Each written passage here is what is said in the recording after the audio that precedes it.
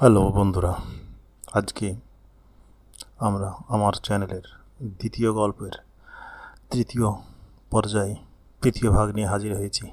আমাদের দ্বিতীয় গল্প পড়া চলছিল কাদম্বরী। তাহলে পড়া শুরু করি।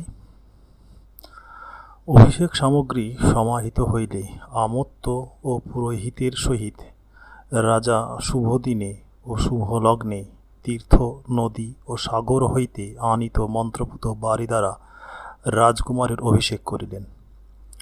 লতা যেরূপ এক বৃক্ষ হইতে শাখা দ্বারা বৃক্ষান্তর আশ্রয় করে, সেইরূপ রাজ সংক্রান্ত রাজলক্ষ্মী অংশক্রমে যুবরাজকে অবলম্বন করিলেন। পবিত্র তীর্থজলে স্নান করিয়া রাজকুমার উজ্জ্বল শ্রী প্রাপ্ত হইলেন। অভিষেকান্তর ধবল বসন ও উজ্জ্বল ভূষণ ও মনোহর মাল্য ধারণ পূর্বক অঙ্গে সুগন্ধি গন্ধদ্রব্য লেপন করিলেন। অনন্তর সভামণ্ডপে প্রবেশপূর্বক শশধর যেরূপ সুমেরু শৃঙ্গে আরোহণ করিলে শোভা পায়, যুবরাজ সেইরূপ রত্ন সিংহাসনে প্রবেশন করিয়া সভার পরম শোভা সম্পাদন করিলেন। নব নব উপায় দ্বারা প্রজাদিগের সুখ সমৃদ্ধি বৃদ্ধি ও রাজ্যের সুনিয়ম সংস্থাপন করিয়া পরম সুখে যৌবরাজ্য সম্ভোগ করিতে লাগিলেন। রাজা ও পুত্রকে রাজ্যভার সমর্পণ করিয়া নিশ্চিন্ত হইলেন। কিছুদিনের পর যুবরাজ দিগ্বিজয়ের নিমিত্ত যাত্রা করিলেন। ঘনঘটার ঘোর ঘর ঘর ঘোষের ন্যায় দুন্দুভি ধ্বনি হইল। সৈন্যগণের কলরবে চতুর্দিক ব্যাপ্ত হইল। রাজকুমার স্বর্ণালঙ্কারে ভূষিত করেণুকাই আহরণ করিলেন। পত্রলেখাও ওই হস্তিনীর উপর উঠিয়া বসিল। বৈশাম্পায়ন আর এক করণী পৃষ্ঠে আহরণ করিয়া রাজকুমারের পার্শ্ববর্তী হইলেন। ক্ষণকালের মধ্যে মহিতল তুরঙ্গময়,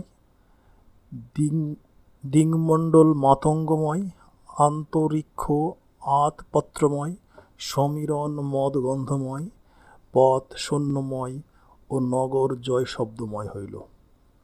সেনাগণ সুসজ্জিত হইয়া বহির্গত হইলে তাহাদিগের পাদবিক্ষেপে মোদিনী কাঁপিতে লাগিল। শানিত অস্ত্রে শস্ত্রে দিনকরের করপ্রভা প্রতিবিম্বিত হওয়াতে বোধ হইল যেন শিথিকুল গগনমণ্ডলে শিখা কলাপ বিস্তীর্ণ করিয়া রহিয়াছে। সৌদামিনী প্রকাশ পাইয়াছে, ইন্দ্রধনু উদিত হইয়াছে।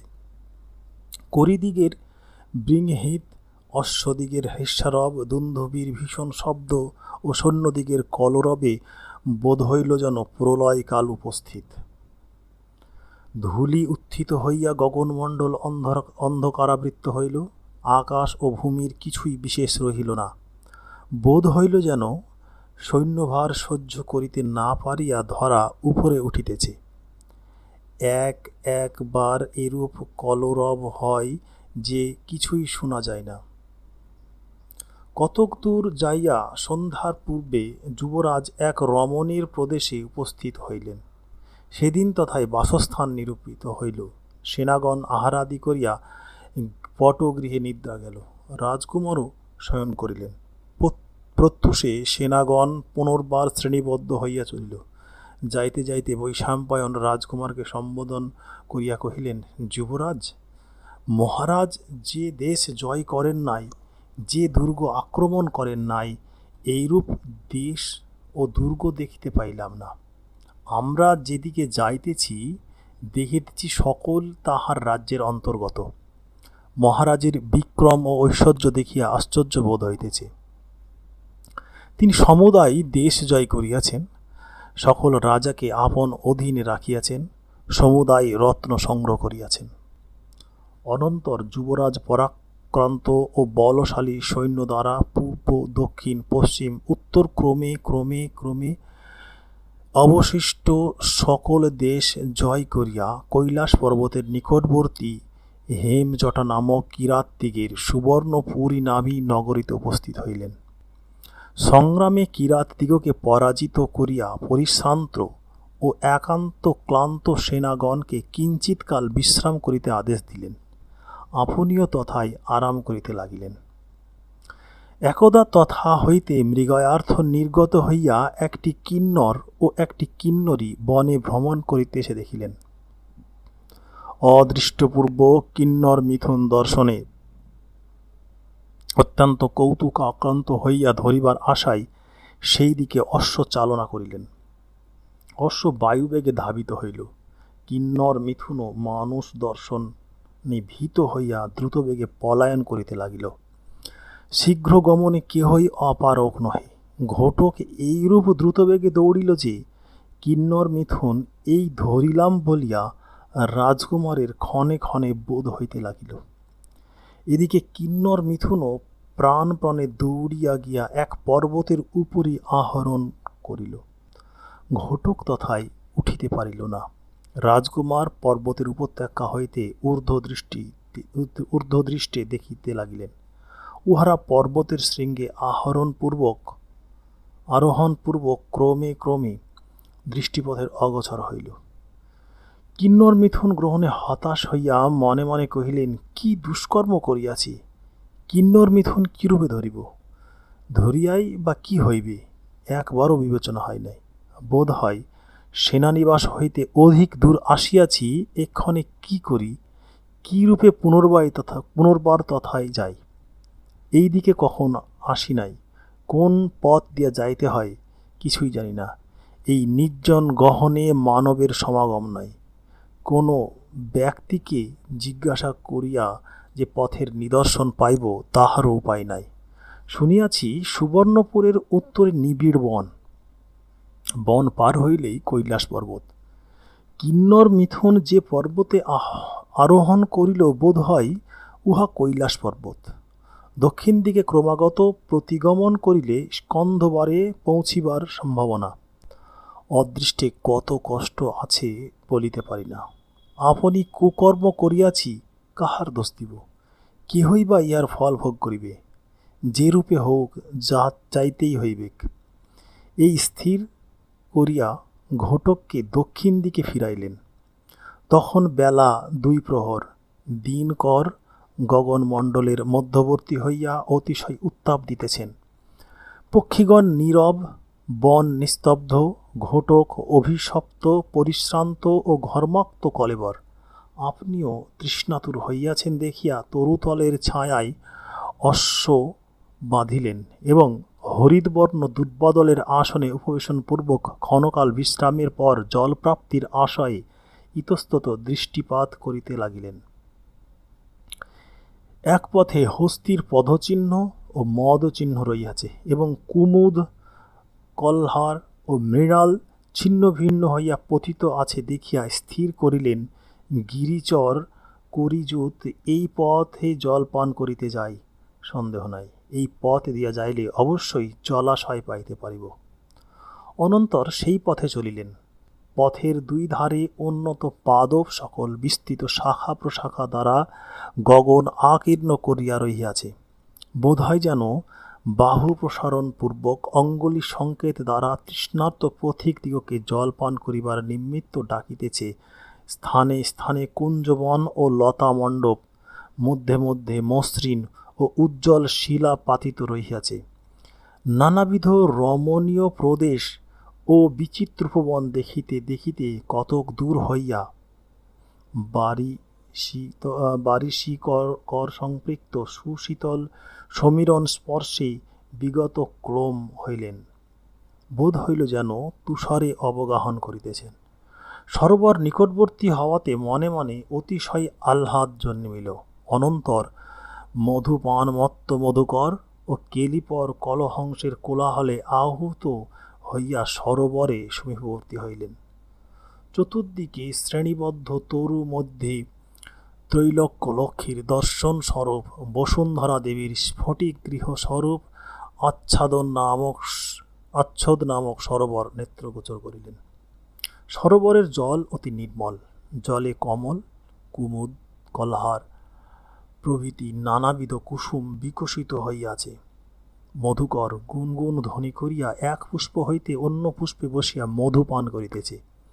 কলহংস সকল কলরব করিয়া কেলি করিতেছে। কুসুমের সুরভি রেণু হরণ করিয়া শীতল সমীরণ নানা দিকে সুগন্ধ বিস্তার করিতেছে। সরোবরের শোভা দেখিয়া মনে মনে চিন্তা করিলেন, কিন্নর মিথুনের অনুসরণ নিষ্ফল হইলেও এই মনোহর সরোবর দেখিয়া আমার নেত্রযুগল সফল ও চিত্ত প্রসন্ন হইল। এতাদৃশ রমণীয় বস্তু কখনো দেখি নাই, দেখিবও না। বোধ হয় ভগবান ভবানীপতি এই সরোবরের শোভায় বিমোহিত হইয়া কৈলাস নিবাস পরিত্যাগ করিতে পারেন না। অনন্তর সরোবরের দক্ষিণ তীরে উপস্থিত হইয়া অশ্ব হইতে অবতীর্ণ হইলেন। পৃষ্ঠ হইতে পদ্মান আপনীত হইলে ইন্দ্রায়ুধ একবার ক্ষিতিতলে বিলুণ্ঠিত হইল। পরে ইচ্ছাক্রমে স্নান ও জলপান করিয়া তীরে উঠিলে রাজকুমার উহার পশ্চাৎভাগের পাদদ্বয় পাশ দ্বারা আবদ্ধ করিয়া দিলেন। সে তীর প্রভুর নবীনা দুর্বা ভক্ষণ করিতে লাগিল। রাজকুমারও সরোবরে অবগাহনপূর্বক মৃণাল ভক্ষণ ও জল পান করিয়া তীরে উঠিলেন। এক লতা মণ্ডপবর্তী শিলাতলে নলিনীপত্রের শয্যা ও উত্তরীয় বস্ত্রের উপাদান প্রস্তুত করিয়া শয়ন করিলেন। ক্ষণকাল বিশ্রামের পর সরস্বীর উত্তর তীরে বীণাতন্ত্রী ঝঙ্কার মিশ্রিত সঙ্গীত শুনিলেন। ইন্দ্রায়ুধ শব্দ শুনিবা মাত্র কমল পরিত্যাগপূর্বক সেই দিকে কর্ণপাত করিল। এই জনশূন্য অরণ্যে কোথা সঙ্গীত হইতেছে জানিবার নিমিত্ত রাজকুমার যেদিকে শব্দ হইতেছিল সেই দিকে দৃষ্টিপাত করিলেন, কিন্তু কিছুই দেখিতে পাইলেন না। কেবল অস্ফুট মধুর শব্দ কর্ণকুহরে অমৃত বর্ষণ করিতে লাগিল। সঙ্গীত শ্রবণে কৌতূহলাক্রান্ত হইয়া ইন্দ্রায়ুধে আরোহণপূর্বক সরস্বীর পশ্চিম তীর দিয়া শব্দানুসারে গমন করিতে আরম্ভ করিলেন। কতক দূর গিয়া চতুর্দিকে পরম রমণীর উপবন মধ্যে কৈলাসচলের এক প্রত্যন্ত পর্বত দেখিতে পাইলেন। ওই পর্বতের নাম চন্দ্রপ্রভ। উহার নিম্নে এক মন্দির। মন্দিরের অভ্যন্তরে চরাচর গুরু ভগবান শূলপাণির প্রতিমূর্তি প্রতিষ্ঠিত আছে। ওই প্রতিমার সম্মুখে পাশুপত ব্রতধারিণী নির্মমা নিরহংকারা নির্মৎসারা অমানুষাকৃতি অষ্টদশ বর্ষদেশীয়া এক কন্যা বীণা বাদনপূর্বক তান লয় বিশুদ্ধ মধুর স্বরে মহাদেবের স্তুতিবাদ করিয়া গান করিতেছেন। কন্যার দেহপ্রভায় উপবন উজ্জ্বল ও মন্দির আলোকময় হইয়াছে। উহার স্কন্ধে জটাভার, গলে রুদ্রাক্ষমালা, গাত্রে ভস্মলেপ। দেখিবা মাত্র বোধ হয় যেন পার্বতী শিবের আরাধনায় ভক্তিমতী হইয়াছেন। রাজকুমার তরুশাখায় ঘোটক বাঁধিয়া ভক্তিপূর্বক ভগবান ত্রিলোচনকে ষষ্ঠাঙ্গে প্রাণিপাত করিলেন। নির্মেষ শূন্য লোচনে সেই অঙ্গনাকে নিরীক্ষণ করিয়া মনে মনে ভাবিলেন, কি আশ্চর্য! কত অসম্ভাবিত ও অচিন্তিত বিষয় স্বপ্নকল্পিতের ন্যায় সহসা উপস্থিত হয়, তাহা নিরূপণ করা যায় না। আমি মৃগয়ায় নির্গত ও যদৃচ্ছাক্রমে কিন্নর মিথুনের অনুসরণে প্রবৃত্ত হইয়া কত ভয়ঙ্কর ও কত রমণীয় প্রদেশ দেখিলাম। পরিশেষে গীতধ্বনির অনুসারে এই স্থানে উপস্থিত হইয়া এই এক অদ্ভুত ব্যাপার দেখিতেছি। কন্যার যেরূপ মনোহর আকার ও মধুর স্বর, তাহাতে কোনো ক্রমে মানুষই বোধ হয় না, দেবকন্যা সন্দেহ নাই। ধরণীতলে কি সৌদামিনীর উদ্ভব হইতে পারে? যাহা হোক, আমি আমার দর্শন পথ হইতে সহসা অন্তর্হিত না হন যদি কৈলাস শিখরে অথবা গগনমণ্ডলে হঠাৎ আরোহণ না করেন, তাহা হইলে আমি ইহার নাম ধাম তপস্যার অভিনিবেশের কারণ সমুদায় জিজ্ঞাসা করিয়া জানিব। এই স্থির করিয়া সেই মন্দিরের এক পার্শ্বে উপবেশনপূর্বক সঙ্গীত সমাপ্তির অবসর প্রতীক্ষা করিয়া রহিলেন। সঙ্গীত সমাপ্ত হইলে বীণা স্তব্ধ হইল। কন্যা গাত্রোত্থানপূর্বক ভক্তিভাবে ভগবান ত্রিলোচনকে প্রদক্ষিণ করিয়া প্রণাম করিলেন। অনন্তর পবিত্র নেত্রপাত দ্বারা রাজকুমারের পরিতৃপ্ত করিয়া সাদর সম্ভাষণে স্বাগত জিজ্ঞাসা করিলেন, ও বিনতভাবে কহিলেন, মহাভাগ, আশ্রমে চলুন ও অতিথি সৎকার গ্রহণ করিয়া চরিতার্থ করুন। রাজকুমার সম্ভাষণ মাত্রেই আপনাকে অনুগৃহীত ও চরিতার্থ বোধ করিয়া ভক্তিপূর্বক তাপসীকে প্রণাম করিলেন ও শিষ্যের ন্যায় তাহার পশ্চাৎ পশ্চাৎ চলিলেন। যাইতে যাইতে চিন্তা করিলেন, তাপসী আমাকে দেখিয়া অন্তর্হিত হইল না। প্রত্যুত দাক্ষিণ্য প্রকাশ করিয়া অতিথি সৎকার গ্রহণ করিতে অনুরোধ করিলেন। বোধ হয় জিজ্ঞাসা করিলে আত্মবৃত্তান্ত বলিতে পারেন। কতক দূর গিয়া এক গিরিগুহা দেখিলেন। উহার পুরোভাগ তমাল বনে আবৃত, তথায় দিনমণি দৃষ্টিগোচর হয় না। পার্শ্বে নির্ঝর বাড়ি ঝরঝর শব্দে পতিত হইতেছে। দূর হইতে উহার শব্দ কি মনোহর!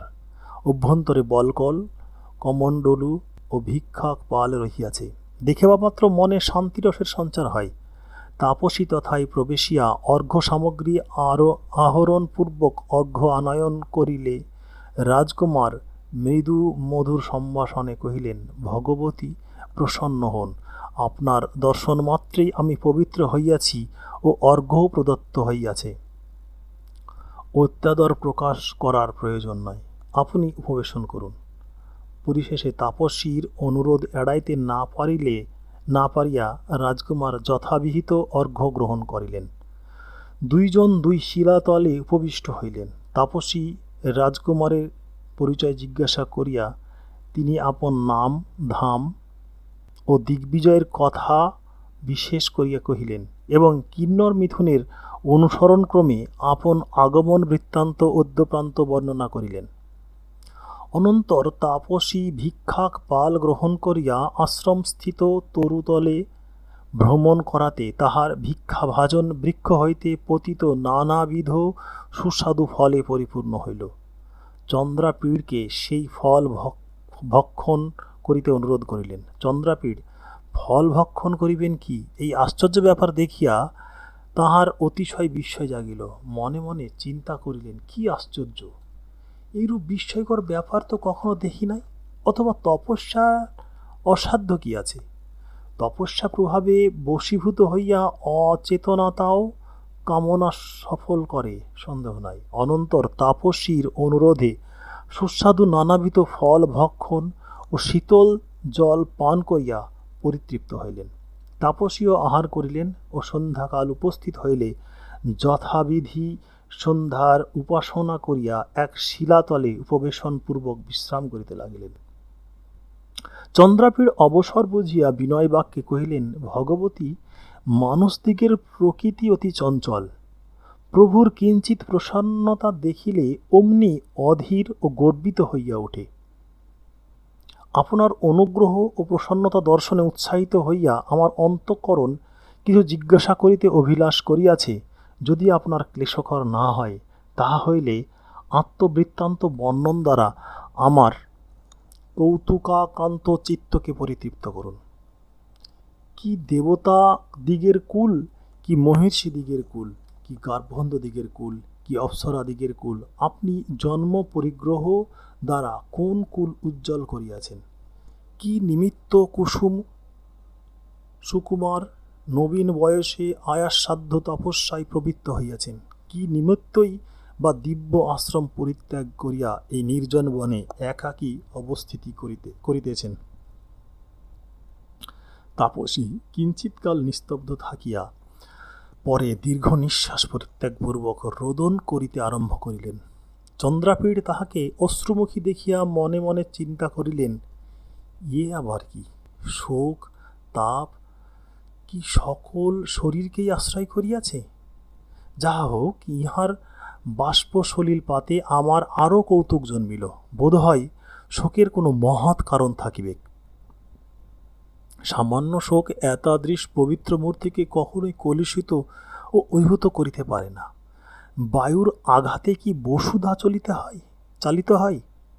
চন্দ্রাপীড় আপনাকে শোকোদ্দীপন হেতু ও তজ্জন্য অপরাধী বোধ করিয়া মুখ প্রক্ষালনের নিমিত্ত প্রস্রবণ হইতে জল আনিয়া দিলেন ও সান্ত্বনা বাক্যে নানা প্রকার বুঝাইলেন। তাপসী চন্দ্রাপীড়ের সান্ত্বনা বাক্যে রোদনে ক্ষান্ত হইয়া মুখ প্রক্ষালনপূর্বক কহিলেন, রাজপুত্র, এই পাপীয়সী হতভাগিনীর অশ্রব্যতব বৈরাগ্য বৃত্তান্ত শ্রবণ করিতে কি হইবে? উহা কেবল শোকানল ও দুঃখার্ণব। যদি শুনিতে নিতান্ত অভিলাষ হইয়া থাকে, শ্রবণ করুন। দেবলোকে অপ্সরাগণ বাস করে শুনিয়া থাকিবেন। তাহাদিগের 14 কুল। ভগবান কমলজনীর মানস হইতে এক কুল উৎপন্ন হয়। বেদ, অনল, জল, ভূতল, পবন, অমৃত, সূর্যরশ্মি, চন্দ্রকিরণ, সৌদামিনী, মৃত্যু ও মকরকেতু, এই 11 হইতে 11 কুল। দক্ষ প্রজাপতির কন্যা মুনি ও অরিষ্টার সহিত গার্ভন্ধদিগের সমাগমে আরও 2 কুল উৎপন্ন হয়। এই সমুদায়ে 14 কুল। মুনির গর্ভে চিত্ররথ জন্মগ্রহণ করেন। দেবরাজ ইন্দ্র আপন সুহিমধ্যে পরিগণিত করিয়া দেন। ভারতবর্ষের উত্তরে কিমপুরুষবর্ষে হেমকূট নামে বর্ষপর্বত তাহার বাসস্থান। তথায় তাহার অধীনে সহস্র সহস্র গার্ভন্ধ লোক বাস করে। তিনি চৈত্ররথ নামে এই রমণীয় কানন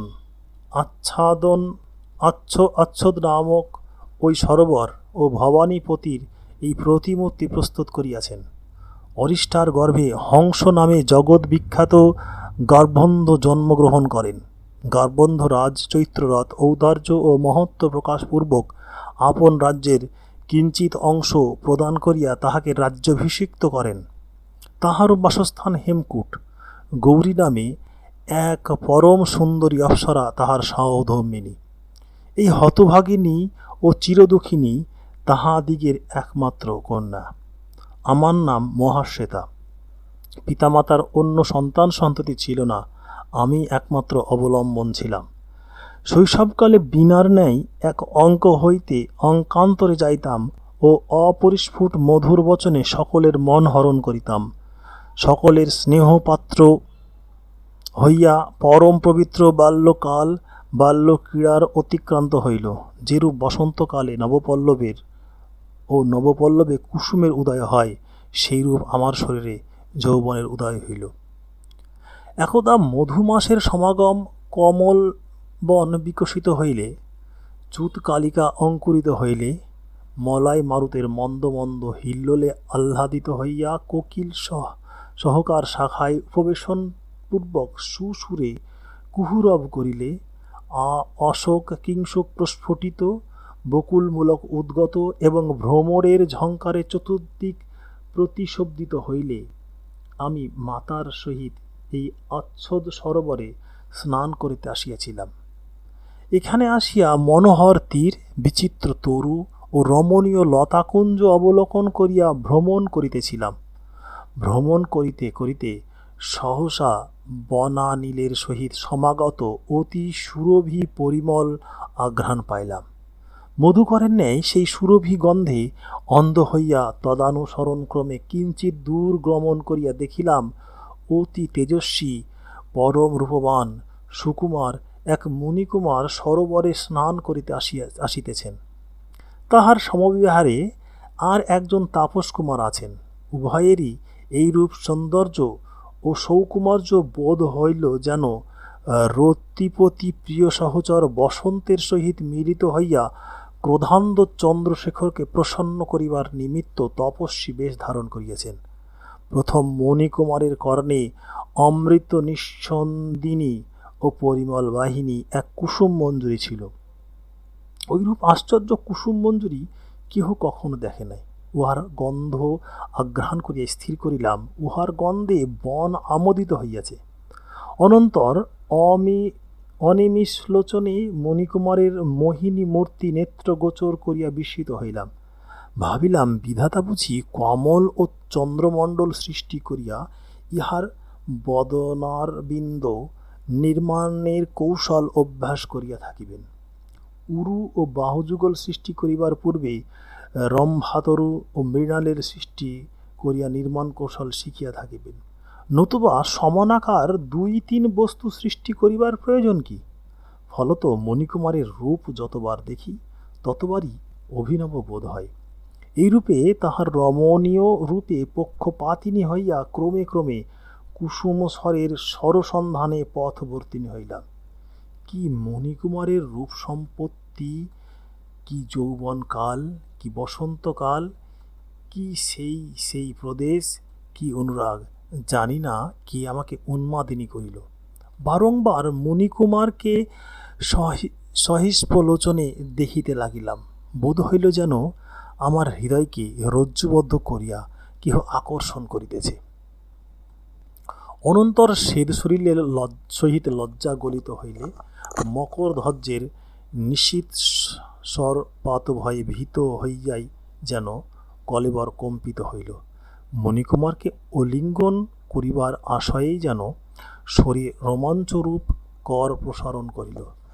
মনে মনে চিন্তা করিলাম, শান্ত প্রকৃতি তাপসজনের প্রতি আমাকে অনুরাগিণী করিয়া দুরাত্মা মন্মথ কি বিসদৃশ্য কর্ম করিল?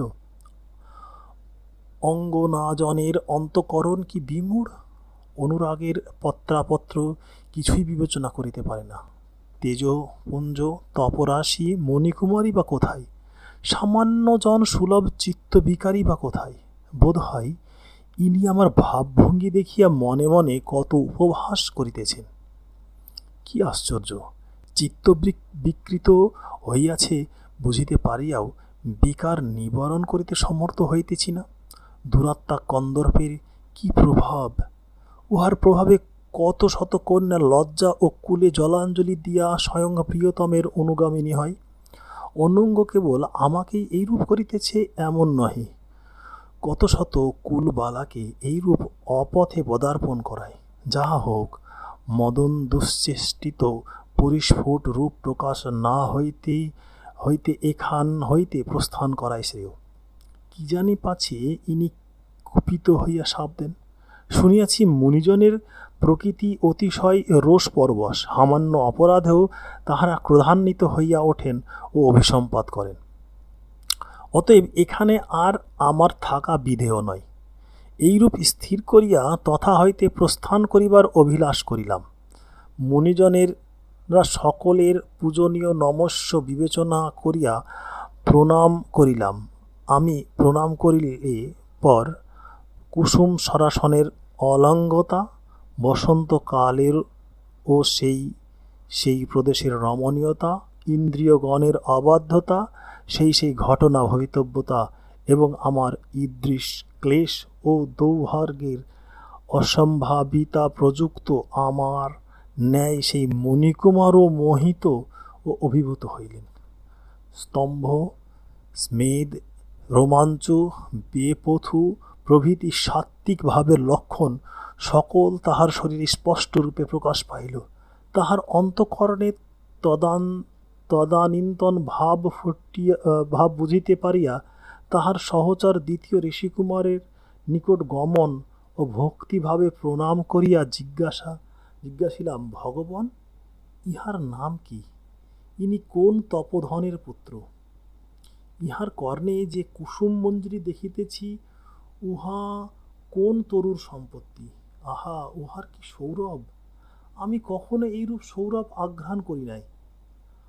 আমার কথায় তিনি ঈষৎ হাস্য করিয়া কহিলেন, বালে, তোমার ইহা জিজ্ঞাসা করিবার প্রয়োজন কি? যদি শুনিতে নিতান্তই কৌতুক জন্মিয়া থাকে তবে শ্রবণ করো। শ্বেতকেতু নামে মহাতপা মহর্ষি দিব্যলোকে বাস করেন। তাহার রূপ জগৎ বিখ্যাত। তিনি একদা দেবোচ্চনা নির্মিত কমল কুসুম তুলিতে মন্দাকিনী প্রবাহে অবতীর্ণ হইয়াছেন। কমলবসনা লক্ষ্মী তাহার রূপ লাবণ্য দেখিয়া মোহিত হন। তথায় পরস্পর সমাগমে এক কুমার জন্মে। ইনি তোমার পুত্র হইলেন, গ্রহণ করো বলিয়া লক্ষ্মী শ্বেতকেতুকে সেই পুত্র সন্তান সমর্পণ করেন। মহিষীপুত্রের সমুদয় সংস্কার সম্পন্ন করিয়া পুণ্ডরীকে জন্মিয়াছিলেন বলিয়া পুণ্ডরিক নাম রাখেন। যাহার কথা জিজ্ঞাসা করিতেছ, ইনি সেই পুণ্ডরিক। পূর্বে অসুর ও সুরগণ যখন ক্ষীরসাগর মন্থন করেন, তৎকালে পরিজাত বৃক্ষ তথা হইতে উদ্গত হয়। এই কুসুম মঞ্জুরি সেই পরিজাত বৃক্ষের সম্পত্তি। ইহা যে রূপে ইহার শ্রবণগত হইয়াছে, তাহাও শ্রবণ করো। অদ্য চতুর্দশী। ইনি ও আমি ভগবান ভবানীপতির অর্চনার নিমিত্ত নন্দনবনের নিকট দিয়া কৈলাস পর্বতে আসিয়াছি। পথিমধ্যে নন্দনবনের অধিষ্ঠাত্রী দেবতা এই পারিজাত কুসুম মঞ্জুরি হস্তে লইয়া আমাদের নিকটবর্তিনী হইলেন। প্রণাম করিয়া ইহাকে বিনীত বচনে কহিলেন, ভগবান, আপনার যেরূপ আকার তাহার সদৃশ এই অলঙ্কার। আপনি এই কুসুম মঞ্জুরি শ্রবণমণ্ডলী স্থান দান করিলে আমি চরিতার্থ হই। বনদেবতার কথায় অনাদর করিয়া ইনি চলিয়া যাইতেছিলেন। আমি তাহার হস্ত হইতে মঞ্জুরি লইয়া কহিলাম, সখে, দোষ কি? বনদেবতার প্রণয় পরিগ্রহ করা উচিত, এই বলিয়া ইহার কর্ণে পরাইয়া দিলাম। তিনি এইরূপ পরিচয় দিতেছিলেন, এমন সময় সেই তপবন যুবা কিঞ্চিৎ হাস্য করিয়া কহিলেন, ওই কৌতূহলাক্রান্তে, তোমার এত অনুসন্ধানের প্রয়োজন কি? যদি কুসুম মঞ্জুরি লইবার বাসনা হইয়া থাকে, গ্রহণ করো। এই বলিয়া আমার নিকটবর্তী হইলেন এবং আপনার কর্ণদেশ হইতে উন্মোচন করিয়া আমার শ্রবণ ফুটে পরাইয়া দিলেন। আমার গণ্ডস্থলে তাহার হস্ত স্পর্শ হইবা মাত্র অন্তঃকরণে কোনো অনির্বাচনীয় ভাবোদয় হওয়াতে তিনি অবেশিন্দ্রিয় হইলেন। করতলস্থিত অক্ষমালা হৃদয়স্থিত লজ্জার সহিত গলিত হইল জানিতে পারিলেন না। অক্ষমালা তাহার পানিতল হইতে ভূতলে না পড়িতেই আমি ধরিলাম ও আপন কণ্ঠের আবরণ করিলাম। এই সময় ছত্রধারিণী আসিয়া বলিল, বহুত্বদারিকে, দেবী স্নান করিয়া তোমার অপেক্ষা করিতেছেন। তোমার আর বিলম্ব করা বিধেয় নয়। নবধূতাকারিণী অঙ্কুশের আঘাতে যেরূপ কুপিত ও বিরক্ত হয়, আমি সেইরূপ দাসীর বাক্যে বিরক্ত হইয়া কি করি মাতা অপেক্ষা করিতেছেন শুনিয়া সেই যুবাপুরুষের মুখমণ্ডলে হইতে অতি কষ্টে আপনার অনুরাগাকৃষ্ট নেত্রযুগল আকর্ষণ করিয়া স্নানার্থে গমন করিলাম। কিঞ্চিৎ দূর গমন করিলে দ্বিতীয় ঋষিকুমার সেই তপবন যুবার এই রূপ চিত্তবিকার দেখিয়া প্রণয়কোপ প্রকাশপূর্বক কহিলেন, সখে পুণ্ডরিক, এ কি, তোমার অন্তঃকরণ এইরূপ বিকৃত হইল কেন? ইন্দ্রিয় পরতন্ত্র লোকেরাই অপথে পদার্পণ করে, নির্বোধেরাই সদ বিবেচনা করিতে পারে না, মূঢ় ব্যক্তিরা চঞ্চল চিত্তকে স্থির করিতে অসমর্থ। তুমিও কি তাহাদিগের ন্যায় বিবেচনা শূন্য হইয়া দুষ্কর্মে অনুরক্ত হইবে? তোমার অভূতপূর্ব এইরূপ ইন্দ্রিয় বিকার কেন হইল? ধৈর্য, গম্ভীর্য, বিনয়, লজ্জা, জিতেন্দ্রিয়তা প্রভৃতি তোমার স্বাভাবিক সদ্গুণ সকল কোথায় গেল? কুল ক্রমাগত ব্রহ্মচর্য, বিষয় বৈরাগ্য, গুরুদিগের উপদেশ, তপস্যায় অভিনিবেশ, শাস্ত্রের আলোচনা, যৌবনের শাসন, মনের বশীকরণ সমুদায় একবারে বিস্মৃত হইলে তোমার বুদ্ধি কি এইরূপে পরিণত হইল? ধর্মশাস্ত্রাভাসের কি এই গুণ দর্শিল? গুরুজনের উপদেশে কি এই উপকার হইল? এতদিনে বুঝিলাম, বিবেক শক্তি ও নীতি শিক্ষা নিষ্ফল, জ্ঞানাভ্যাস ও সদুপদেশের কোনো ফল নাই। জিতেন্দ্রিয়তা কেবল কথা মাত্র। যেহেতু ভবাদৃশ ব্যক্তিকেও অনুরাগে কলুষিত ও অজ্ঞানে অভিভূত দেখিতেছি। তোমার অক্ষমালা কোথায়? উহা করতল হইতে গলিত ও অপহৃত হইয়াছে দেখিতে পাও নাই? কি আশ্চর্য, একেবারে জ্ঞানশূন্য ও চৈতন্যশূন্য হইয়াছ। ওই অনার্যা বালা অক্ষমালা হরণ করিয়া পলায়ন করিতেছে এবং মন হরণ করিবার উদ্যোগ আছে, এই বেলা সাবধান হও। তপবন যুবা কিঞ্চিৎ লজ্জিত হইয়া, সখে, কি হেতু আমাকে অন্য রূপ সম্ভাবনা করিতেছ? আমি ওই দুর্নির্মিত কন্যার অক্ষমালা গ্রহণাপরাধ ক্ষমা করিব না বলিয়া ভ্রুকুটি ভঙ্গি দ্বারা অলিক কোপ প্রকাশপূর্বক আমাকে কহিলেন, চপলে, আমার অক্ষমালা না দিয়া এখান হইতে যাইতে পাইবে না। আমি তাহার নিরুপম রূপ লাবণ্যের অনুরাগিনী ও ভাবভঙ্গির পক্ষপাতিনী হইয়া এইরূপ শূন্য হৃদয় হইয়াছিলাম যে অক্ষমালা ভ্রমে কণ্ঠ হইতে উন্মোচন করিয়া আমার একাবলিমালা তাহার করে প্রদান করিলাম। তিনিও এইরূপ অন্যমনস্ক হইয়া আমার মুখপানে চাহিয়াছিলেন যে উহা অক্ষমালা বলিয়াই গ্রহণ করিলেন। মণিকুমারের সন্নিধানে শ্বেত জলে বারম্বার স্নান করিয়া পরে সরোবরে স্নান করিতে গেলাম। স্নানান্তর মণিকুমারের মনোহরিণী মূর্তি মনে মনে চিন্তা করিতে করিতে বাটি গমন করিলাম।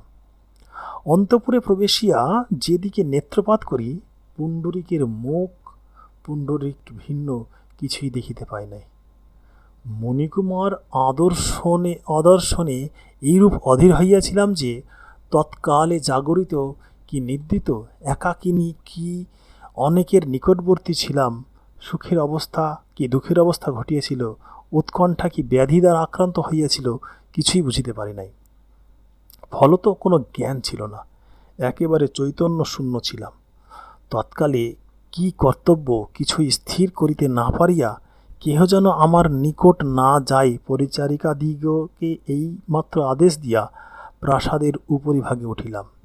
যে স্থানে সেই ঋষিকুমারের সহিত সাক্ষাৎ হইয়াছিল, সেই প্রদেশের মহারত্নাধীষ্ট অমৃতসরাভিষিক্ত চন্দ্রাদয়ালঙ্কৃত বোধ করিয়া বারংবার দৃষ্টিপাত করিতে লাগিলাম।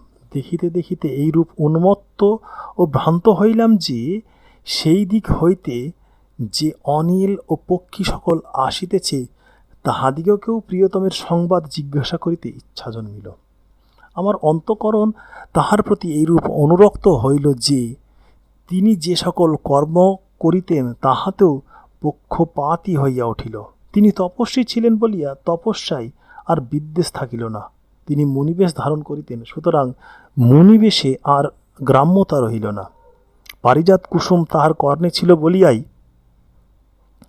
মনোহর হইল। সুরালোক তাহার বাসস্থান বলিয়াই রমণীয় বোধ হইতে লাগিল। ফলত নন্দিনী যেরূপ রবির পক্ষপাতিনী, কুমুদিনী যেরূপ চন্দ্রামার পক্ষপাতিনী, ময়ূরী যেরূপ জলধরের পক্ষপাতিনী, আমিও সেইরূপ ঋষিকুমারের পক্ষপাতিনী হইয়া নিমেষ শূন্য দৃষ্টিতে সেই দিকে দেখিতে লাগিলাম। আমি তাম্বুল করঙ্কবাহিনী তরলিকাও স্নান করিতে গিয়াছিল। সে অনেকক্ষণের পর বাটি আসিয়া আমাকে কহিল, ভর্তৃদ্বারিকে, আমরা সরোবরের তীরে যে দুইজন তাপসকুমার দেখিয়াছিলাম, তাহাদিগের একজন, যিনি তোমার কর্ণে কল্পপাদপের কুসুম মঞ্জুরি পরাইয়া দেন, তিনি গুপ্তভাবে আমার নিকটে আসিয়া সুমধুর বচনে জিজ্ঞাসা করিলেন, বালে, যাহার কর্ণে আমি পুষ্পমঞ্জুরি পরাইয়া দিলাম, ইনি কি? ইহার নাম কি? কাহার অপত্য? কোথায় বা গমন করিলেন? আমি বিনীত বচনে কহিলাম, ভগবান, ইনি গর্ভন্ধের অধিপতি হংসের দুহিতা, নাম মহাশ্বেতা। হেমকূট পর্বতে গর্বন্ধ লোক বাস করেন, তথায় গমন করিলেন। অনন্তর অনিমিষলোচনে ক্ষণকাল অনুধ্যান করিয়া পুনর্বার বলিলেন, ভদ্রে, তুমি বালিকা বটো, কিন্তু তোমার আকৃতি দেখিয়া বোধ হইতেছে চঞ্চল প্রকৃতির নও। একটি কথা বলি শুনো। আমি কৃতাঞ্জলি পুটে দণ্ডায়মান হইয়া সমাদর প্রদর্শনপূর্বক সবিনয় নিবেদন করিলাম, মহাভাগ, আদেশ দ্বারা এই ক্ষুদ্রজনের প্রতি অনুগ্রহ প্রকাশ করিবেন, ইহার পর আর সৌভাগ্য কি? ভবাদৃশ মহাত্মার মোদিধ ক্ষুদ্রজনের প্রতি কটাক্ষপাত করিলে তাহারা চরিতার্থ হয়। আপনি বিশ্বাসপূর্বক কোনো বিষয় আদেশ করিলে আমি চিরকৃত ও অনুগৃহীত হইব। সন্দেহ নাই, আমি বিনয়গর্ভ বাক্য শুনিয়া সখীর ন্যায়, উপকারিণীর ন্যায় ও প্রাণদায়িনীর ন্যায় আমাকে জ্ঞান করিলেন। স্নিগ্ধ দৃষ্টি দ্বারা প্রসন্নতা প্রকাশপূর্বক নিকটবর্তী এক তমালতরু পল্লব গ্রহণ করিয়া পল্লবের রসে আপন পরিধেয় বলকলের এক খণ্ড নখ দ্বারা এই পত্রিকা লিখিয়া আমাকে দিলেন। কহিলেন, আর কেহ যেন জানিতে না পারে, মহাশ্বেতা যখন একাকিনী থাকিবেন তাহার করে সমর্পণ করিও।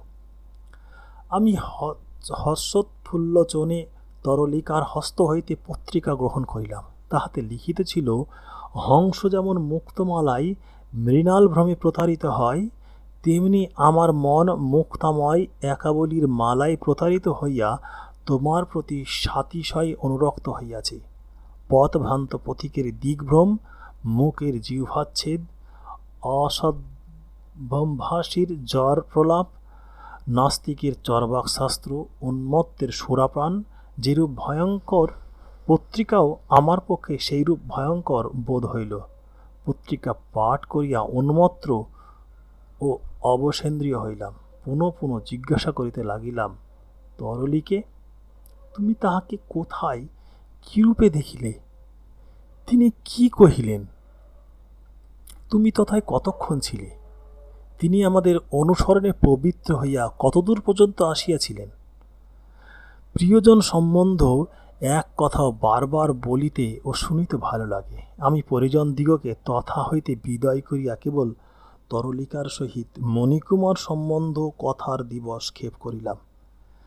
দিবাবসানে দিবাকরের বিরহে পূর্ব দিকে আমার ন্যায় মলিন হইল, মদীয় হৃদয়ের ন্যায় পশ্চিম দিকের রাগ বৃদ্ধি হইতে লাগিল।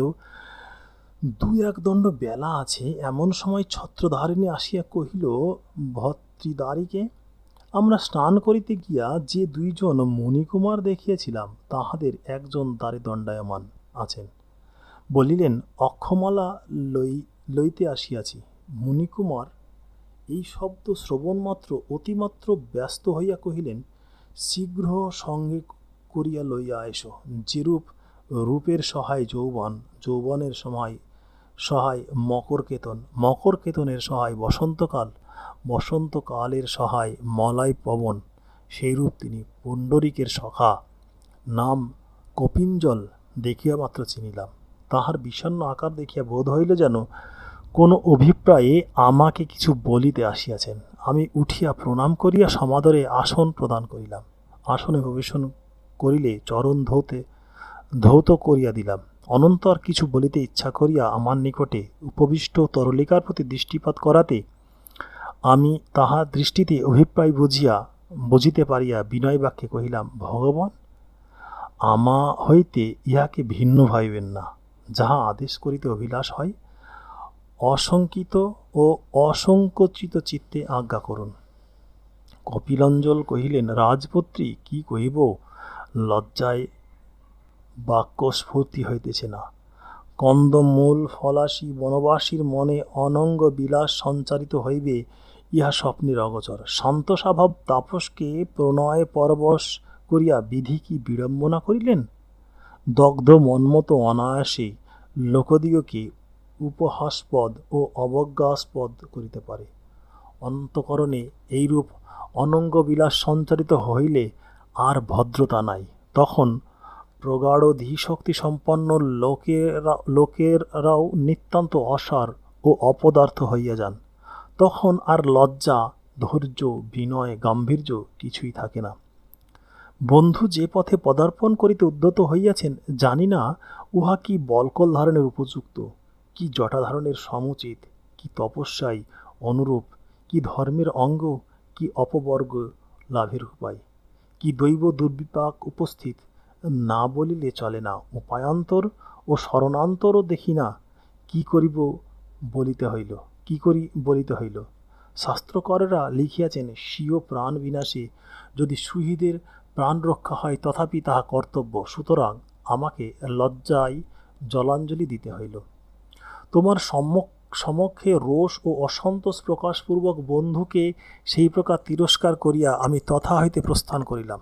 স্নানান্তর সরোবর হইতে উঠিয়া তুমি বাটি আসিলে, ভাবিলাম বন্ধু এক্ষণে একাকী কি করিতেছেন গুপ্তভাবে একবার দেখিয়া আসি। অনন্তর আস্তে আস্তে আসিয়া বৃক্ষের অন্তরাল হইতে দৃষ্টিপাত করিলাম, কিন্তু তাহাকে দেখিতে পাইলাম না। তৎকাল আমার অন্তঃকরণে কত বিতর্ক, কত সন্দেহ, কতই বা ভয় উপস্থিত হইল।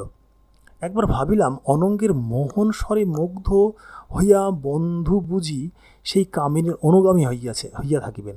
আবার মনে করিলাম, সেই সুন্দরীর গমনের পর চৈতন্যদয় হওয়াতে লজ্জায় আমাকে মুখ দেখাইতে না পারিয়া বুঝি কোনো স্থানে লুকিয়া আছেন। কি আমি ভৎসনা করিয়াছি বলিয়া ক্ষুব্ধ হইয়া কোনো স্থানে প্রস্থান করিয়াছেন, কিংবা আমাকে অন্বেষণ করিতেছেন। আমরা দুজনে চিরকাল একত্র ছিলাম, কখনো পরস্পর বিরহ দুঃখে সহ্য করিতে হয় নাই। সুতরাং বন্ধুকে না দেখিয়া কত ভাবনা উপস্থিত হইল, তাহা বাক্য দ্বারা ব্যক্ত করা যায় না। পুনর্বার চিন্তা করিলাম, বন্ধু আমার সম্মুখে সেইরূপ অধীরতা প্রকাশ করিয়া অতিশয় লজ্জিত হইয়া থাকিবেন। লজ্জায় কে কি না করে, কত লোকলজ্জার হস্ত হইতে পরিত্রাণ পাইবার নিমিত্ত কত অসুদোপায় অবলম্বন করে, জলে অনলে উদ্ধনন্দনে প্রাণত্যাগ করিয়া থাকে। যাহা হোক, নিশ্চিন্ত থাকা হইবে না অন্বেষণ করি। ক্রমে তরুলতা গহন, চন্দন বীথিকা, লতা মণ্ডপ, সরোবর কুল সর্বত্র অন্বেষণ করিলাম, কুত্রাপিকে দেখিলাম না। তখন স্নেহকাতর মনে অনিষ্ট শঙ্কায় প্রবল হইয়া উঠিল। পুনর্বার সতর্কতাপূর্বক ইতস্তত অন্বেষণ করিতে করিতে দেখিলাম, সরোবরের তীরে নানাবিধ লতাবেষ্টিত নিভৃত এক লতাগহনের অভ্যন্তরবর্তী শিলাতলে বসিয়া বাম করে বামগণ্ড সংস্থাপন পূর্বক চিন্তা করিতেছেন। দুই চক্ষু মুদ্রিত, নেত্রজলে কপল যুগল ভাসিতেছে, ঘন ঘন নিঃশ্বাস বহিতেছে, শরীর স্পন্দরহিত, কান্তিশূন্য ও পাণ্ডুবর্ণ। হঠাৎ দেখিলে চিত্রিতের ন্যায় বোধ হয়। এইরূপ জ্ঞানশূন্য যে কল্পপাদবের কুসমঞ্জরির অবশিষ্ট রেণু গন্ধলোভে ভ্রমর ঝঙ্কারপূর্বক বারংবার কর্ণে বাসিতেছে এবং লতা হইতে কুসুম ও পরাগরেণু গাত্রে পড়িতেছে, তথাপি সংজ্ঞা নাই। কলেবর এইরূপ শীর্ণ ও বিবর্ণ যে সহসা চিনিতে পারা যায় না। ততাবস্থায় তাহাকে ক্ষণকাল নিরীক্ষণ করিয়া অতিশয় বিষণ্ণ হইলাম। উদ্বিগ্ন চিত্তে চিন্তা করিলাম, মকর কেতুর কি প্রভাব? যে ব্যক্তি উহার স্বরসন্ধানের পথবর্তী হয় নাই, সেই ধন্য ও নিরুদ্বেগে সংসার যাত্রা সংবরণ করিয়া থাকে। একবার উহার বানপাতের সম্মুখবর্তী হইলে আর কোনো জ্ঞান থাকে না। কি আশ্চর্য! ক্ষণকালের মধ্যে এইরূপ জ্ঞানরাশি ঈদৃশ অবস্থান্তর প্রাপ্ত হইয়াছেন। ইনি শৈববাবধি ধীর ও শান্ত প্রকৃতির ছিলেন। সকলে আদর্শ স্বরূপ জ্ঞান করিয়া ইহার স্বভাবের অনুকরণ করিতে চেষ্টা করিত ও গুণের কথা উল্লেখ করিয়া যথেষ্ট প্রশংসা করিত। আজই কিরূপে বিবেক শক্তি তপ প্রভাবে প্রয়াভব করিয়া ও গাম্ভীর্যের উন্মূলন ও ধৈর্যের সমলোচ্ছেদ করিয়া দগ্ধ মনমত এই অসামান্য সৎস্বভাব সম্পন্ন মহাত্মাকে ইতর জনের ন্যায় অভিভূত ও উন্মত্ত করিল। শাস্ত্রকরেরা কহেন, নির্দোষ ও নিষ্কলঙ্ক রূপে যৌবন কাল অতিবাহিত করা অতি কঠিন কর্ম। ইহার অবস্থা শাস্ত্রকর দিগের কথাই সপ্রমাণ করিতেছে। এইরূপ চিন্তা করিতে করিতে নিকটবর্তী হইলাম এবং শিলাতলের এক পার্শ্বে অভিবেশন করিয়া জিজ্ঞাসা করিলাম, সখে, তোমাকে এইরূপ দেখিতেছি কেন? বলো, আজ তোমার কি ঘটিয়াছে? তিনি অনেকক্ষণ পর নয়ন উন্মিলন ও দীর্ঘ নিঃশ্বাস পরিত্যাগপূর্বক, সখে, তুমি অদ্যপান্ত সমুদয় বৃত্তান্ত অবগত হইয়াও অজ্ঞের ন্যায় কি জিজ্ঞাসা করিতেছ? এই মাত্র উত্তর দিয়া রোদন করিতে লাগিলেন। তাহার এইরূপ অবস্থাও ও আকার দেখিয়া স্থির করিলাম, এক্ষণে উপদেশ দ্বারা ইহার কোনো প্রতিকার হওয়া সম্ভব নহে। কিন্তু অসমার্গ প্রবৃত্ত সুহৃদকে কুপথ হইতে নিবৃত্ত করা সর্বতোভাবে কর্তব্য কর্ম। যাহা হোক, আর কিছু উপদেশ দিই। এই স্থির করিয়া তাহাকে বলিলাম, সখে, আমি সকলে অবগত হইয়াছি, কিন্তু ইহাই জিজ্ঞাসা করি, তুমি যে পদবীর প্রত্যাবর্তন করিয়াছ, উহা কি সাধুসম্মত? কি ধর্মশাস্ত্রোপদিষ্ট পথ? কি তপস্যার অঙ্গ? কি স্বর্গ অপবর্গ লাভের উপায়? এই বহির্গত পথ অবলম্বন করা দূরে থাকুক। এইরূপ সংকল্পকেও মনে স্থান দেওয়া উচিত নয়। মূঢ়েরাই অনঙ্গ পীড়ায় অধীর হয়, নির্বোধেরাই হিতাহিতে বিবেচনা করিতে পারে না। তুমিও কি তাহাদিগের ন্যায় অসৎ পথে প্রবৃত্ত হইয়া সাধুদিগের নিকট উপহাস্যাস্পদ হইবে?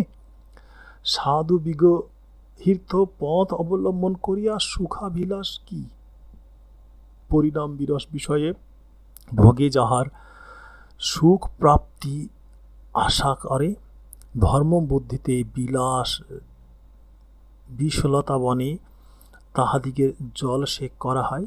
তাহারা কুবলয় মালা বলিয়া অশ্লীলতা গলে দেয়, মহারত্ন বলিয়া জ্বলন্ত অঙ্গার স্পর্শ করে, মৃণাল বলিয়া মত্ত হস্তির দন্ত উৎপাদন করিতে যায়, রজ্জু বলিয়া কাল সর্প ধরে, দিবাকরের ন্যায় জ্যোতি ধারণ করিয়াও ঘাতকের ন্যায় আপনাকে দেখাইতেছে কেন? সাগরের ন্যায় গম্ভীর স্বভাব হইয়াও উন্মাদ প্রস্থিত ও উদ্বেল ইন্দ্রিয় স্রোতের সংযম করিতেছ না কেন? এক্ষণে আমার কথা রাখো, ক্ষুভিত চিত্তকে সংযত করো, ধৈর্য ও গাম্ভীর্য অবলম্বন করিয়া চিত্তবিকার দূর করিয়া দাও। এইরূপ উপদেশ দিতেছি এমন সময় ধারাবাহী অশ্রুবারি তাহার নেত্রযুগল হইতে গলিত হইল। আমার হস্ত ধারণপূর্বক বলিলেন, সখে অধিক কি বলিব? ৮০ বিষের ন্যায় বিষম কুসুম স্বরের স্বরসন্ধানে পতিত হও নাই, সুখে উপদেশ দিতেছ? যাহার ইন্দ্রিয় নাই, মন আছে, দেখিতে পাই, শুনিতে পাই, হিতাহিতের বিবেচনা করিতে পারে, সেই উপদেশের পাত্র। আমার তাহা কিছুই নাই। আমার নিকট ধৈর্য, গাম্ভীর্য, বিবেচনা এ সকল কথাও অস্থাগত হইয়াছে। এ সময় উপদেশের সময় নয়।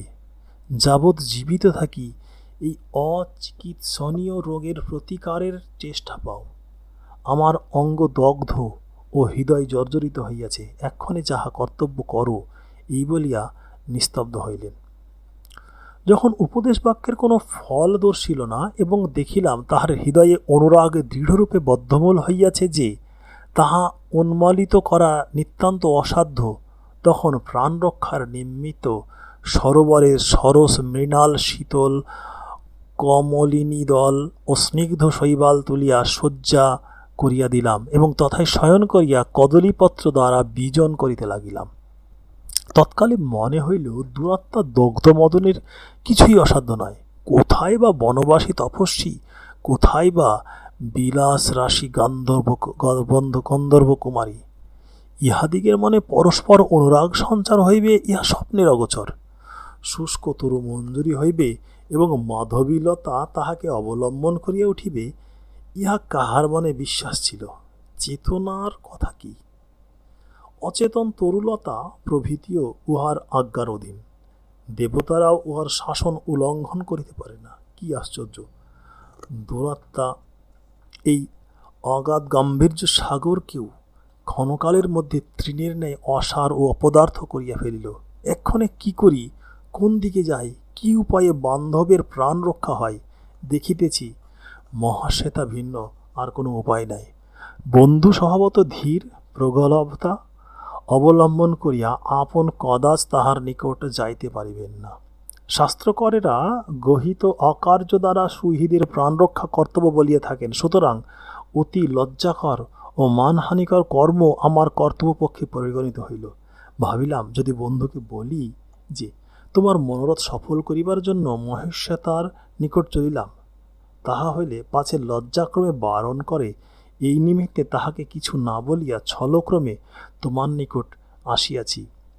এই সময় সমুচিত সেইরূপ অনুরাগের সমুচিত ও আমার আগমনের সমুচিত যাহা হয় করো বলিয়া কি উত্তর দি শুনিবার আশায় আমার মুখপানে চাহিয়া রহিলেন। আমি তাহার সে কথা শুনিয়া সুখময় হ্রদে অমৃতময় সরোবরে নিমগ্ন হইলাম। লজ্জা ও হর্ষ একদা আমার মুখমণ্ডলে আপন আপন ভাব প্রকাশ করিতে লাগিল। ভাবিলাম, অনঙ্গ সৌভাগ্যক্রমে আমার ন্যায় তাহাকেও সন্তাপ দিতেছি। শান্ত স্বভাব তপস্বী কপিঞ্জল স্বপ্নেও মিথ্যা কহেন না, ইহা সত্যই কহিয়াছেন, সন্দেহ নাই। এক্ষণে আমার কি কর্তব্য ও কি বক্তব্য এই ভাবিতেছি, এমন সময় প্রতিহারী আসিয়া কহিল, ভর্তৃদ্বারিকে তোমার শরীর অসুস্থ হইয়াছে শুনিয়া মহাদেবী দেখিতে আসিতেছেন। কপিঞ্জল একথা শুনিয়া সত্বর গাত্রোত্থারপূর্বক কহিলেন, রাজপুত্রী, ভগবান ভুবনত্রয় চূড়ামণি দীনমণি হস্তগমনের উপক্রম করিতেছেন, আর আমি অপেক্ষা করিতে পারি না। যাহা কর্তব্য করিও বলিয়া আমার উত্তর বাক্য না শুনিয়া শীঘ্র প্রস্থান করিলেন। তিনি প্রস্থান করিলে এইরূপ অন্যমনস্ক ছিলাম যে জননী আসিয়া কি করিলেন কিছুই জানিতে পারি নাই। কেবল এইমাত্র স্মরণ হয় তিনি অনেকক্ষণ আমার নিকটে ছিলেন। তিনি আপনালয়ে প্রস্থান করিলে ঊর্ধ্বে দৃষ্টি নিক্ষেপ করিয়া দেখিলাম দীনমণি অস্তগত হইয়াছে, চতুর্দিক অন্ধকার আচ্ছন্ন। তরলিকাকে জিজ্ঞাসা করিলাম, তরলিকে, তুমি দেখিতেছ না আমার হৃদয় আকুল হইয়াছে ও ইন্দ্রিয় বিকল হইয়া যাইতেছে? কি কর্তব্য কিছুই বুঝিতে পারিতেছে না। কপিঞ্জল যাহা বলিয়া গেলেন সকর্ণে শুনিলে। এক্ষণে যাহা কর্তব্য উপদেশ দাও। যদি ইতর কন্যার ন্যায় লজ্জা, ধৈর্য, বিনয় ও কুলে জলাঞ্জলি দিয়া জনাপবাদ, অবহেলন ও সদাচার উল্লঙ্ঘন করিয়া পিতামাতা কর্তৃক অননুজ্ঞাত হইয়া স্বয়ং অভিসারিকা বৃত্তি অবলম্বন করি, তাহা হইলে গুরুজনের অতিক্রম ও কুলমর্যাদার উল্লঙ্ঘন জন্য অধর্ম হয়। যদি কুলধর্মের অনুরোধে মৃত্যু অঙ্গীকার করি, তাহা হইলে প্রথম পরিচিত স্বয়মাগত কপিঞ্জল প্রণয়ভঙ্গজন্য পাপ ও আশাভঙ্গ দ্বারা সেই তপবন যুবার কোনো অনিষ্ট ঘটিলে ব্রাহ্ম হত্যা ও তপস্বী হত্যার জন্য মহাপাতকে লিপ্ত হইতে হয়। এই কথা বলিতে বলিতে চন্দ্রোদয় হইল। নবোদিত চন্দ্রের আলোকে অন্ধকার মধ্যে পতিত হওয়াতে বোধ হইল যেন জাহ্নবীর তরঙ্গ যমুনার জলে সহিত মিলিত হইয়াছে। সুধাংশু সমাগমে যামিনী জ্যোৎস্নারূপ দর্শন প্রভা বিস্তার করিয়া যেন আহ্লাদে হাসিতেছে। চন্দ্রোদয়ের গাম্ভীর্যশালী সাগরও ক্ষুব্ধ হইয়া তরঙ্গরূপ বাহু প্রসারণপূর্বক বেলা আলিঙ্গন করে। সে সময় অবলার মন চঞ্চল হইবে আশ্চর্য কি! চন্দ্রের সহায়তা ও মলয়ানিলের অনুকূলতায় আমার হৃদয়স্থিত মদনানল প্রবল হইয়া জ্বলিয়া উঠিল। চন্দ্রের দিকে নেত্রপাত করিয়া চারিদিকে মৃত্যু মুখ দেখিতে লাগিলাম। অন্ধকারে লক্ষ্য স্থির করিতে না পারিয়া কুসুম চাপ নিস্তব্ধ হইয়াছিল। এক্ষণে সময় পাইয়া স্বরাসনে স্বরসন্ধানপূর্বক বিরহিণীদের অন্বেষণ করিতে লাগিল। আমি উহার প্রথম লক্ষ্য হইলাম। নেত্রযুগল নিমীলিত ও অঙ্গ অবশ করিয়া মূর্ছা অজ্ঞাতসারে আমাকে আক্রমণ করিল। তরলিকা সভয়ে ও সভ্রমে গাত্রশীতল চন্দনজল সেচনপূর্বক তালবৃন্ত দ্বারা বিজন করিতে লাগিল। ক্রমে চৈতন্যপ্রাপ্ত হইয়া নয়ন উন্মীলনপূর্বক দেখিলাম তরলিকা বিষণ্ণ বদনে ও দীননয়নে রোদন করিতেছে। আমি লোচন উন্মীলন করিলে আমাকে জীবিত দেখিয়া অতিশয় হৃষ্ট হইল। বিনয় বাক্যে কহিল, ভর্তৃদ্বারিকে, লজ্জা ও গুরুজনের অপেক্ষা পরিহারপূর্বক প্রসন্ন চিত্তে আমাকে পাঠাইয়া দাও। আমি তোমার চিত্তচোরকে এই স্থানে আনিতেছি। অথবা যদি ইচ্ছা হয় চলো, তথায় তোমাকে লইয়া যাই। তোমার এইরূপ সাংঘাতিক সংকট পুনঃ পুনঃ দেখিতে পারি না। তরলিকে, আমিও আর এরূপ ক্লেশকর বিরহ বেদনা সহ্য করিতে পারি না। চলো, প্রাণ থাকিতে সেই প্রাণবল্লভের শরণাপন্ন হয়। এই বলিয়া তরলিকাকে অবলম্বন করিয়া উঠিলাম। প্রসাদ হইতে অবলম্বন করিয়া উপক্রম করিতেছি, এমন সময় দক্ষিণ লোচন স্পন্দ হইল। দুর্নির্মিত দর্শনে শঙ্কাতুর হইয়া ভাবিলাম, এ আবার কি? মঙ্গলকর্মে অমঙ্গলের লক্ষণ উপস্থিত হয় কেন? ক্রমে ক্রমে শশধর আকাশমণ্ডলের মধ্যবর্তী হইয়া সুধাসলিলের ন্যায়, চন্দন রসের ন্যায় জ্যোৎস্না বিস্তার করিলে ভূমণ্ডল কৌমুদীময় হইয়া শ্বেত বর্ণের দ্বীপের ন্যায় ও চন্দ্রালোকের ন্যায় বোধ হইতে লাগিল। কুমুদিনী বিকশিত হইল, মধুকর মধুলোভে তথায় বসিতে লাগিল। নানাবিধ কুসুম রেণু হরণ করিয়া গন্ধবহ দক্ষিণ দিক হইতে মন্দ মন্দ বহিতে লাগিল। ময়ূরগণ উন্মত্ত হইয়া মনোহর স্বরে গান আরম্ভ করিল। কোকিলের কলরবে চতুর্দিক ব্যাপ্ত হইল। আমি কণ্ঠস্থিত সেই অক্ষমালা ও কর্ণস্থিত সেই পরিজাত মঞ্জুরি ধারণ করিয়া রক্তবর্ণ বসনে অবগুণ্ঠিত হইয়া তরলিকার হস্ত ধারণ পূর্বক প্রাসাদের শিখর দেশ হইতে নামিলাম। সৌভাগ্যক্রমে কেহ আমাকে দেখিতে পাইল না। প্রমোদ বনের নিকটে যে দ্বার ছিল তাহা উদ্ঘাটনপূর্বক বাটি হইতে নির্গত হইয়া প্রিয়তমের সমীপে চলিলাম। যাইতে যাইতে ভাবিলাম, অভিসার পথ গ্রন্থিত ব্যক্তির দাস দাসী ও বাহ্য আড়ম্বের প্রয়োজন থাকে না। যেহেতু কন্দর্প সদর্পে সরাসনে সরসন্ধানপূর্বক অগ্রে অগ্রে গমন করিয়া সহায়তা করেন, চন্দ্রালোক আলোকময় করিয়া পথ প্রদর্শক হন, হৃদয় পূর্ববর্তী হইয়া অভয় দান করে। কিঞ্চিৎ যাইয়া তরলিকাকে কহিলাম, তরলিকে, চন্দ্র যেরূপ আমাকে তাহার নিকট লইয়া যাইতেছেন, এমনি তাহাকে কি আমার নিকট লইয়া আসিতে পারেন না? তরলিকা হাসিয়া বলিল, ভর্তৃদ্বারিকে, চন্দ্র কি জন্য আপনার বিপক্ষের উপকার করিবেন? পুণ্ডরীক যেরূপ তোমার রূপ লাবণ্যে মোহিত হইয়াছেন, চন্দ্রও সেই রূপ তোমার নিরুপম সৌন্দর্য দর্শনে মুগ্ধ হইয়া প্রতিবিম্ব ছলে তোমার গাত্রস্পর্শ ও কর দ্বারা পুনঃ পুনঃ চরণ ধারণ করিতেছে। বিরোহীর ন্যায় ইহার শরীরও পাণ্ডুবর্ণ হইয়াছে। তৎকালোচিত এই সকল পরিহাস বাক্য কহিতে কহিতে সরোবর নিকটবর্তী হইলাম। কৈলাস পর্বত হইতে প্রবাহিত চন্দ্রকান্তমণির প্রস্রবণে চরণ ধৌত করিতেছিলাম। এমন সময় সরোবরের পশ্চিম তীরে রোদনধ্বনি শুনিলাম, কিন্তু দূর প্রযুক্ত সুস্পষ্ট কিছু বোঝা গেল না। আগমনকালে দক্ষিণ চক্ষু স্পন্দ হওয়াতে মনে মনে সাতিশয় শঙ্কা ছিল। এক্ষণে আকস্মাৎ রোদনধ্বনি শুনিয়া নিতান্ত ভীত হইলাম। ভয়ে কলেবর কাঁপিতে লাগিল। যেদিকে শব্দ হইতেছিল ঊর্ধ্বশ্বাসে, সেই দিকে দৌড়িতে লাগিলাম।